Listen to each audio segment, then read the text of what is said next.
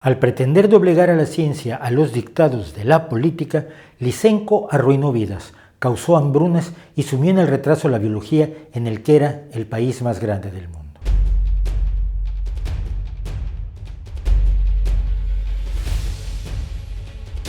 El 20 de noviembre de 1976 moría en Kiev, Ucrania, entonces parte de la Unión Soviética, Trofim Denisovich Lysenko, cubierto de honores por sucesivos gobiernos desde Stalin y que había sido la fuerza más relevante de la agricultura soviética y en gran medida china durante décadas. Hijo de campesinos ucranianos, Lysenko estudió en el Instituto Agrícola de Kiev para luego trabajar en una estación experimental agrícola.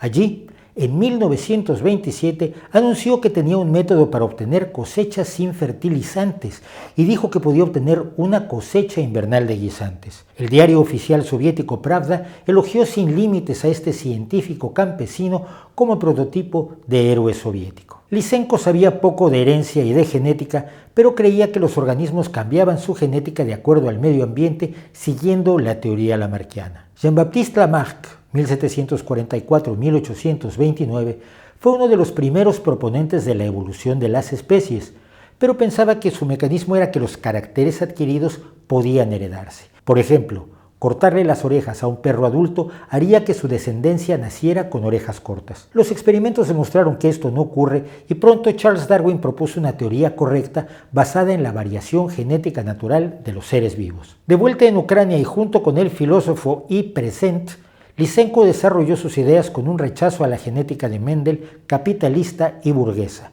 Para los dirigentes soviéticos no era cuestión de verdad o falsedad, sino de tener bases para asegurar que los cambios que experimentara la clase trabajadora definirían fatalmente el futuro. Las afirmaciones exageradas de Lysenko sobre su capacidad de obtener cultivos abundantes y en clima adverso, y sus afirmaciones sobre híbridos absurdos, por ejemplo, llegó a afirmar que podía ser que plantas de trigo produjeran semillas de centeno y cebada, entusiasmaron a Stalin tanto como la capacidad retórica de Lysenko. Pero para los científicos sus posiciones voluntaristas y poco rigurosas resultaban casi risibles, aunque dejaron de serlo cuando se vieron acompañadas de un inmenso poder político. En 1929, Stalin declaró que se debía privilegiar la práctica por sobre la teoría, donde la visión del partido era más importante que la ciencia y que ir al campo y hacer cosas, aunque fueran inútiles o descabelladas, era mejor que estudiar cosas extrañas en un laboratorio.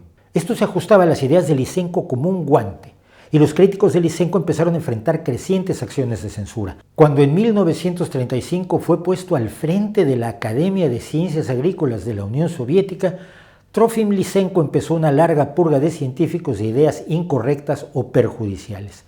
El más importante biólogo soviético, padre de la genética rusa y feroz crítico de Lysenko, Nikolai Vavilov, murió de hambre en las cárceles de la policía política, la NKVD, en 1943, después de 3 años de confinamiento por orden indirecta de Lysenko. La genética desapareció como disciplina en la Unión Soviética y la biología, la herencia y la medicina se vieron contaminadas con las ideas descabelladas de Lysenko. Pronto, en las escuelas soviéticas se enseñaban cosas como: el gen es una parte mítica de las estructuras vivientes que en las teorías reaccionarias, como el mendelismo, weismannismo, morganismo, determina la herencia.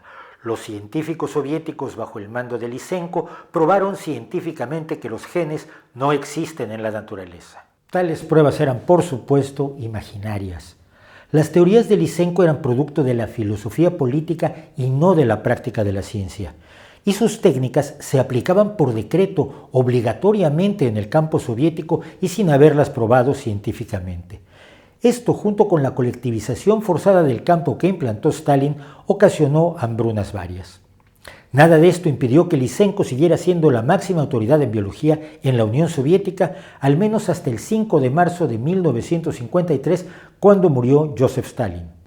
Durante su reinado, más de 3.000 biólogos fueron despedidos, arrestados o ejecutados. El sucesor de Stalin, Nikita Khrushchev, mantuvo a Lysenko en su puesto, pero al emprender la llamada desestalinización para terminar con el culto a la personalidad de su predecesor y sabiendo como campesino que era que pese a la propaganda oficial las ideas de Lysenko no habían beneficiado a la agricultura soviética, Khrushchev abrió la posibilidad de tolerar las críticas al todopoderoso agrónomo. Mientras decaían en la Unión Soviética, las ideas de Lysenko fueron adoptadas por el gobierno chino. Mao llamó el gran salto adelante a la implantación del lysenkoísmo y la colectivización forzosa del campo con el mismo resultado amplificado. La terrible hambruna china de 1958-1961 que mató a varios millones de personas. Se llega a decir que hasta 40, más de los que había perdido la Unión Soviética en la Segunda Guerra Mundial. En 1961, algunos miembros del gobierno chino se rebelaron a las ideas de Mao y ordenaron el abandono de sus políticas en diversas provincias, deteniendo la hambruna. Un año después, 3 físicos soviéticos proclamaron que el trabajo de Lysenko era falsa ciencia. Lysenko fue destituido, pero no se le criticó oficialmente sino hasta que Khrushchev fue retirado del poder en 1964 y una comisión oficial fue a investigar su granja experimental, demostrando su total falta de rigor y seriedad científica. Ese mismo año, el físico nuclear Andrei Sájarov, hoy Premio Nobel de la Paz, dijo en la Asamblea General de la Academia de Ciencias que Lysenko era responsable del vergonzoso atraso de la biología soviética y de la genética en particular, de la divulgación de visiones pseudocientíficas, de aventurerismo, de la degradación del aprendizaje y por la difamación, despido, arresto e incluso muerte de muchos científicos genuinos. El daño hecho por Lysenko visto a la distancia del tiempo fue quizá el ejemplo más aterrador del peligro que corremos todos cuando la política pretende decretar la ciencia en lugar de utilizar y entender la ciencia real.